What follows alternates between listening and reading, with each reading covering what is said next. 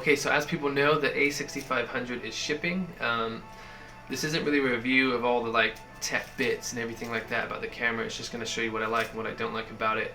And this is kind of a review for the a6300 as well. Technically, it's not a massive difference between the two. So if you don't have one yet, obviously the a6300 is cheaper and this one's a little bit more pricey. So if you got the a6300, you can always throw it on a gimbal and not worry about the steadiness. So let's go over the tips that will work good for this camera and the a6300. So what I learned was the a6300 overheats a lot. I haven't had any problems with this yet, but my a6300 randomly overheated a lot when I did interviews. So I could shoot all day, it's fine, but as soon as I plugged the mic into it, the thing would just overheat, which really annoyed the crap out of me. So a good thing to do if you're doing any of that is to power the camera externally. I'm sure people know this already. So it's one of the Sony batteries, which you put a dummy Sony battery in here, which goes to a bigger Sony battery on the top or on the back, where you can use V-mount, whatever you want. So that cools it down a little bit. And if you did have like the Video Assist, the 1080 or the Video Assist 4K, if you recorded to that and not in camera, that will cool it down a bit more as well. And honestly, that's not a bad idea anyways, because I always convert them to ProRes anyway, so now why not do that as you're recording? So you can either, you know, suffer the 4K a bit and downscale to 1080 with the Video Assist 1080, or buy the Video Assist 4K and you're recording to, you know, 4K ProRes, which will save you hassle for editing later. Okay, so another cool thing that I picked up for the camera, which is great for the a6300 as well, is this cool little rig setup. I got the small rig cage, which is probably like 60 bucks, 40 pound. It's built for the a6300. I thought the a65 would fit there snug, but it is snug. So the battery port on the bottom, you can't open it and put batteries in with this. You can on the a6300, but if you're using it as a dummy battery like me to power Sony batteries for longer life, once the dummy battery's in there, it's fine because you never open it anyways, you just change these. So it will work fine for that, but not for changing the Sony batteries in the camera. Audio on top, where you can put a monitor if you want to see, you know, your focus better, things like that. And another great thing I got is a start-stop trigger, because that tiny little record button is really annoying, especially when you're set up and you're like, you know, and take it off and things like that. So it's by Fotka. I have no idea how to pronounce that, but start-stop trigger works perfect. You just plug it in there, and when you're there, click it, it starts recording, click it, stop, and that's amazing. So that's really great to have. And if you do have Sony zoom lenses, the zoom works as well, which is great. I don't have any Sony zooms, and no, it doesn't work with the 18 to 35. That would be awesome, but it doesn't. So yeah, cool little rig setup, nice and easy, and you know, you put the tripod plate on there and you keep it going. And that's a good rig to have for more corporate stuff, interviews, things like that. You set it up and everything's just there. For run and gun, obviously you just take it out and use it as it is, how it's intended to be. But it is good to have, and if you don't want the cage, just get the start-stop trigger and just carry it with you, and then just push that rather than that. I don't know if that's what you want to do, but yeah, cool little rig. And I'll list everything that I use in the post, so if anyone's interested in the setup, they can go ahead and check that out. What else we got? Audio still bitch, because you can't monitor the audio with the headphones. So the new Ceremonic Preamp. Now this thing, I love it. I think it's amazing. You don't monitor the exact audio that's coming out of the camera, so you have to do a quick test before you go shooting any jobs, things like that, but it works quick. So this thing is great for many reasons. So when it's on the camera, look how tiny that thing is. I mean, it's smaller than a Rode mic, and you get way more options. That's nuts. That's really good. So the good thing about this, say if you get in the camera, say if you're a vlogger, for instance. If you vlog, yeah, the camera is always going forward because you face it that way, and you get the sound. But if you're talking to your buddies or whatever you're filming, the sound for them isn't as great. So the cool thing about this is you can turn that mic that way and have this mic this way, and it comes with the pack as you order it. That's just amazing. But what's also great about it is if you're not a vlogger, you can take these out, and then you have two ports to put some lav mics. Unfortunately, there's only one level, so the lav mics will have the same level, but that's great. So you got more options for that. And to make it even better, you got a port here to power phantom power mic. So if anyone's doing any boom mics, you got that, which works great as well. And they give you the adapter cable in the pack, so it saves you searching around and trying to find, you know, your XLR down to mini XLR. So that's really great, and it's powered by 9 volt, and the power seems pretty good so far. When you record with this, make sure your cable is in the right way, because if it's not in the right way, it looks like you're getting audio, but when you review the file, you're not getting any audio. So basically the cable, people already know this, but you want the 3 black stripes going in to the out on here, not the 3 black stripes going into the camera. And then when you do that, you will get audio on both. And to make sure it's working properly, make sure your levels are on here, and make sure your levels are moving on the camera. Because when I did the first test, the levels on the camera weren't moving, but they were on here, and I got no audio. But it made me think I had audio because it was coming through here. So make sure your levels move on the camera, and make sure they move on there, and you got good audio. And it has a headphone jack, so bam. And this thing was like 100 pounds, so I think that's crazy good for what you're getting out of that. Okay, so this is an audio test with the camera. There's no mics plugged in. This is just the onboard camera mic, and this is what it sounds like. Okay, so this is with the Ceremonic preamp plugged in. I got the volume about just under half, so we're not distorting, and it should sound a lot better. I still record S-Log 2. Don't like S-Log 3. I mean, it's great, but 8-bit camera still.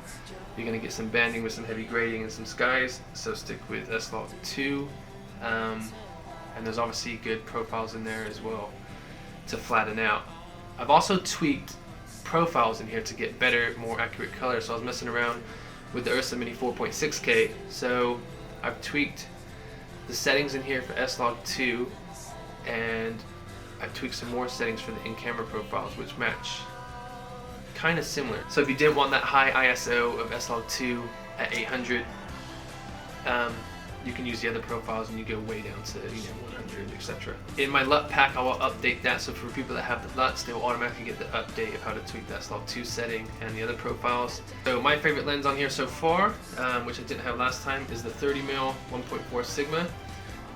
It works great. Manual focus is a little weird because it's the focus by wire, so it's how fast and how slow you go, but it's still very, very, very smooth. The autofocus is great. The Sony version of 30mm, 35mm is faster at autofocusing. I think all Sony lenses are going to be faster. I don't know if it's like a native thing or they're just better lenses, but they are faster autofocusing. So if you really want this camera or the a6500 for autofocusing, go for the Sony lenses. But I love the look of Sigma lenses. I like them in the Art series on the Ursa Mini and the Art series for the E-mount lenses. So it's still pretty quick, just not as fast as the Sony, and the colors are nicer and the contrast is nicer on the Sigma lenses. Sony aren't bad, I just prefer the Sigma. When things are in dark situations or it doesn't have enough contrast, the Sony would be a bit quicker, whereas the Sigma's slower. But yesterday it was really foggy and dark, so I thought, screw it, I'll go out and just test autofocus on this, on the gimbal, and follow Betty around, walk around the fog in the dark, seeing how well it does. And I was quite surprised, it worked pretty well. So definitely don't knock it for being slow autofocus. So battery charging, the battery life is kind of sucky, as we know, so either go for external batteries, or if you're going to get those, just get a few of them, and they're cheap anyways. But I picked up this dual charger, and not only is it great because it charges both batteries rather than a single one, it also gives you a battery indicator, so you know if the battery's done or not, whereas the other one you just sit there and go, it's been about 2 hours, bound to be charged. So this is good, that lets you know that it's charged. So the good things we know about this camera: small, compact, 5-axis, S-Log 2 and 3, slow-mo at 120 frames per second, 4K 100 megabits, cheap SD cards, cheap batteries. But the bad things, we all know the menu sucks, and even though it has 5-axis, I think the rolling shutter in this is still really, really bad. The Ursa Mini just looks more natural.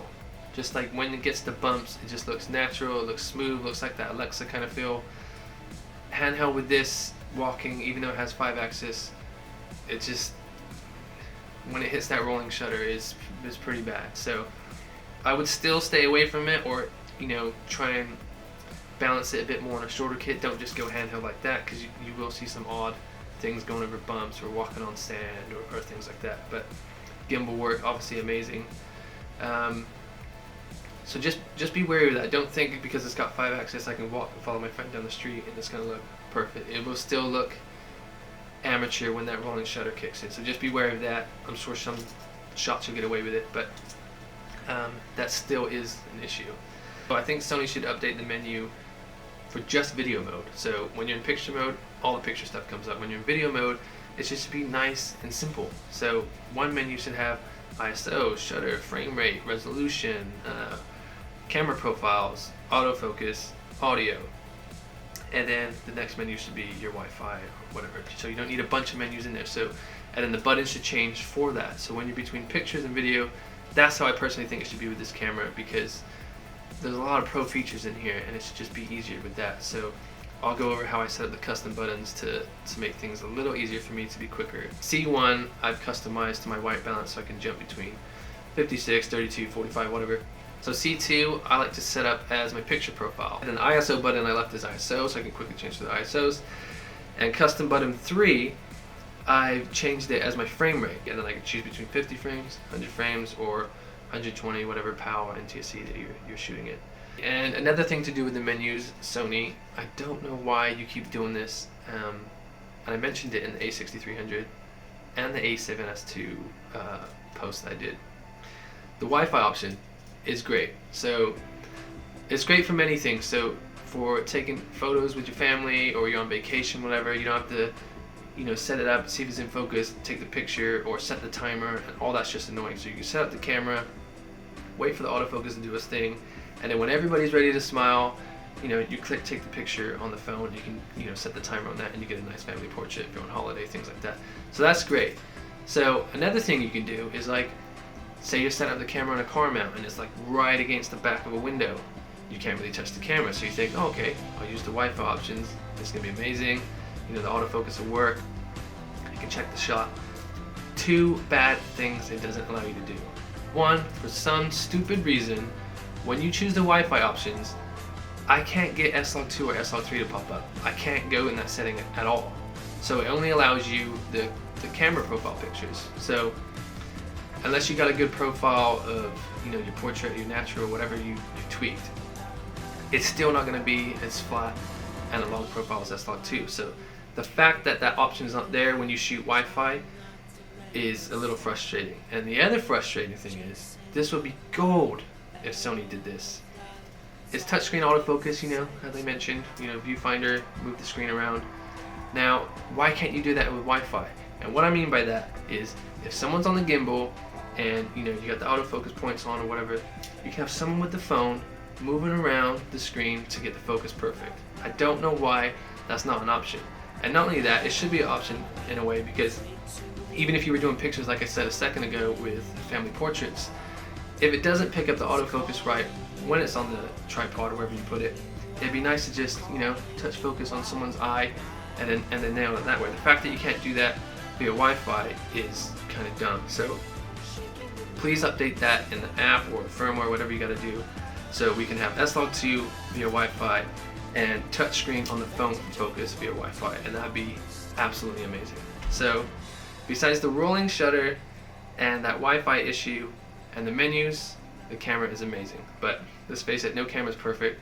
Work with what you got. There's still lots in here to be happy about. Stop complaining.